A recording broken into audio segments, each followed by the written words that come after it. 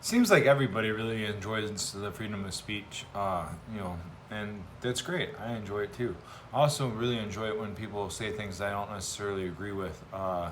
You know, like Charlie Kirk. I may not have agreed with everything he said or represented, but the guy was intelligent. He tried his best to make the world a better place.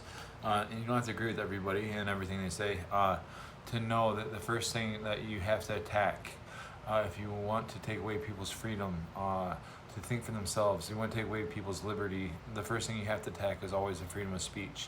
And that's something that Charlie Kirk represented, was somebody that was strong enough and brave enough and eloquent enough to not only share his thoughts and his beliefs, but to do it on a stage that impacted millions and millions of people.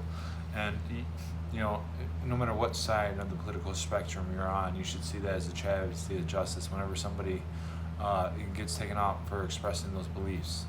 Um, Freedom of speech isn't just about saying whatever you want and then getting mad or getting upset when somebody says something back, especially if you don't like what they have to say back to whatever it is you say. Freedom of speech is about so much more than that. It's about bridging the gap.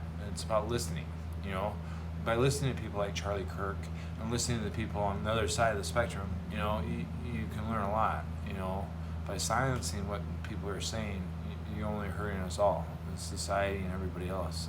And you're also eroding your own liberty and your own freedoms.